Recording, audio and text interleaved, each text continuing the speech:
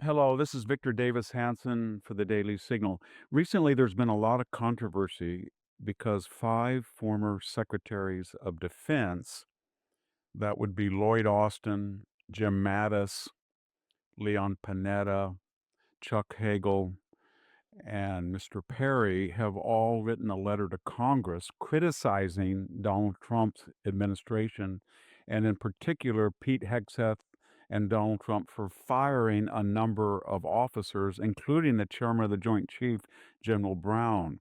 And they said this is reckless, it hurts morale, and it will depress recruitment. Let's analyze that just for a second. Recruitment reached near record levels after the election of Donald Trump. It's on the way up. It was depressed prior to that. Why would it be depressed? If you go through the Pentagon data, it's very hard to decipher.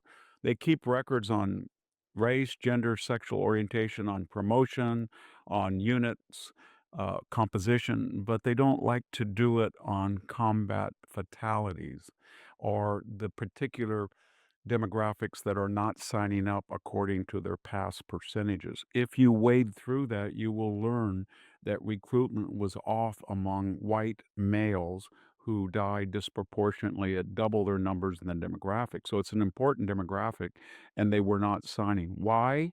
I think for two reasons. 8,500 of them, the majority I think were white males, refused to get the vaccination, and most had natural immunity. That was a very poor decision to drum them out of the military. Now we're trying to get some of them back.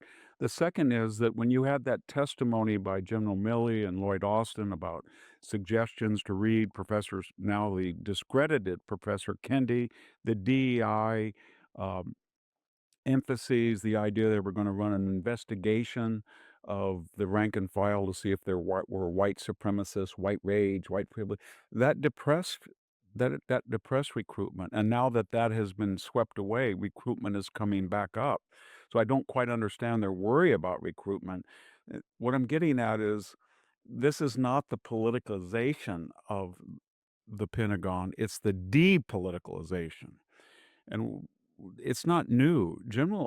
Generals have been fired by prior president. General McKiernan, the theater commander of Afghanistan, fired by Barack Obama with very little explanation. General McChrystal, an untoward remark, fired his replacement. And one of the signees of the letter, Jim Mattis, fired by Obama without much explanation. He was CENTCOM commander. He was doing a good job. He was fired. He signed the letter. I could go on. There were 3 or 4 other generals that were prominent that Obama fired. So it's not new.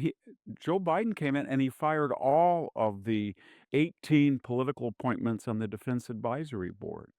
That just happens. I was on the non-political American Battlefield Monuments Commission. As soon as Obama came in 2009, he fired all of us.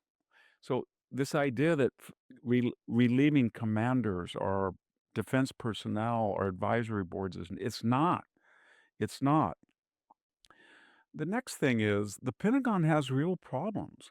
With this emphasis on DEI, they have neglected things. We are short 155 millimeter shells. We are short certain types of cruise missiles, javelins. Our munition stockpiles are depleted. We have failed 3 outside audits in the Pentagon since they were initiated in 2017. We allowed a Chinese balloon to traverse the continental United States with impunity. I think the Red Sea and the Straits of Hormuz, the South China Sea and the Black Sea, were pretty much off limits to international shipping for a time because we had lost deterrence.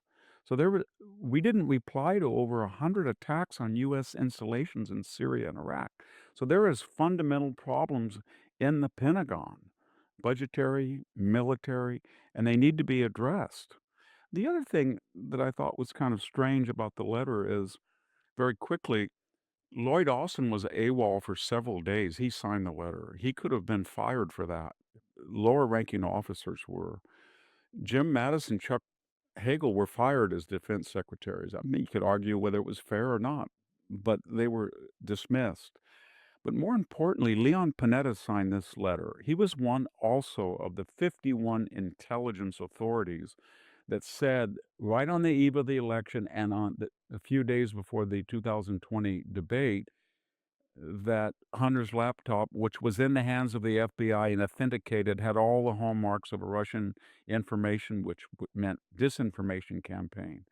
So in other words, Leon Panetta is now decrying the politicalization of the Pentagon when he went out before an election and tried to use his fides as a former CIA director and defense secretary to basically lie to the American people in order to arm Joe Biden before the debate so he could deny what was factual. The laptop was authentic. That affected the 2020 election. So where am I coming to in conclusion? Very quickly, this will all be adjudicated. Either the new Pentagon for the first time will pass an audit or it won't. Whether recruitment, which has reached almost record numbers since the election, 350 per day in the military, whether we restore recruitment or not, it will be adjudicated. Whether the defense cuts are wise or not will be adjudicated. Whether we have deterrence in the Red Sea, the Middle East, Ukraine will be adjudicated. But before they are adjudicated, it seems to be highly irresponsible for a number of former secretaries to accuse the administration of politicalization. I have one last statement. General Brown was a political Joint Chiefs Chairman General. He, on a number of occasions, pontificated about race and gender, and that was not central to his mission. He gave editorialization to the American people about DEI. And more importantly, he followed from a Joint Chief who was very political. Remember Mark Milley? He contacted his Chinese counterpart in the People's Liberation Army to warn him that if he, Milley, diagnosed Donald Trump as erratic, he would first warn the Communist Chinese general. He also, remember, interrupted the chain of command. As chairman of the Joint Chief, he has no role in the chain of command. Milley usurped that role and told theater commanders to report to him first, not the defensive secretary. And then upon retirement, he called the former president and active presidential campaign a fascist. I could go on, but we know that we have seen numerous violations of Article 88 of the Uniform Code of Military Justice in which retired generals have called then President and Commander-in-Chief Trump a fascist, Nazi-like, Mussolini-like, a congenital liar, and comparable to the architects of Auschwitz. Bottom line, we don't need any more letters from so-called experts. They're always partisan, and they're to no effect. Thank you. This is Victor Davis Hanson for the Daily Signal.